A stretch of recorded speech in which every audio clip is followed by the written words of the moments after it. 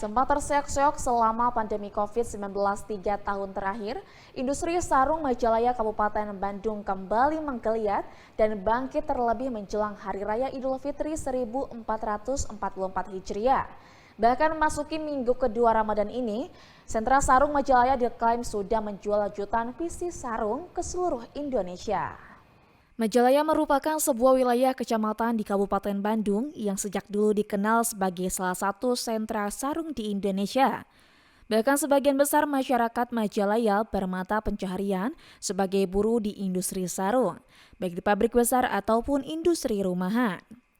Namun datangnya pandemi COVID-19 di awal tahun 2020 silam membuat industri sarung Majalaya sempat terseok-seok dan tak sedikit pengusaha produsen sarung yang memilih gulung tikar karena tak mampu bertahan di tengah kebijakan pemerintah, yakni pemberlakuan pembatasan kegiatan masyarakat atau PPKM di semua sektor.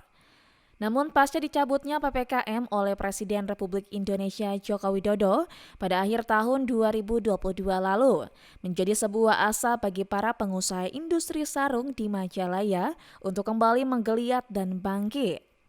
Seperti saat ini menjelang Hari Raya Idul Fitri 1444 Hijriah, para pemilik usaha sarung Majalaya mengaku kewalahan menerima pesanan.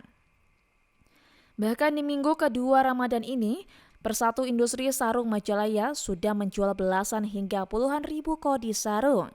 Itu pun masih banyak pesanan yang belum terpenuhi.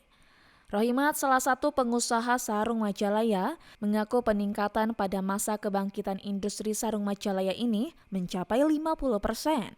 Bahkan hingga kini dirinya sudah menjual sebanyak 15.000 kodi sarung. Sepertinya kalau pas tahun kebelakang itu penjualannya cuman sedikit-sedikit lah. Dibandingkan dengan tahun sekarang, alhamdulillah produk sarung lebih dari tahun yang dari belakang sebelumnya. Lebih meningkat. Di tempat Bapak sendiri, Pak? Saya juga Bapak kewalahan ngambil dari perusahaan yang lain. Kewalahan tidak kebagian. Berapa persen kenaikannya, Pak? Kenaikannya kurang lebih lah 40. Sementara itu, Ketua Komunitas Pertekstilan Majalaya, Aep Hender Cahyad mengklaim, sentra sarung Majalaya di 1 bulan terakhir ini sudah menjual jutaan pieces sarung ke seluruh Indonesia. Selain sarung, pakaian koko dan sorban juga menjadi buruan konsumen jelang Lebaran. Mungkin faktor-faktor yang lebih signifikan dan yang paling up to date saat ini, pemerintah telah menutup thrifting atau istilahnya menutup keran impor atau penjualan barang-barang bekas, istilahnya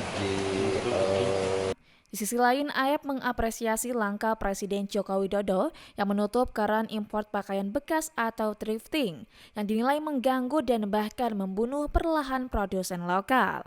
Dengan demikian, Aep meyakini pasca Hari Raya Idul Fitri nanti produsen tekstil nasional khususnya di Majalaya akan kembali bangkit.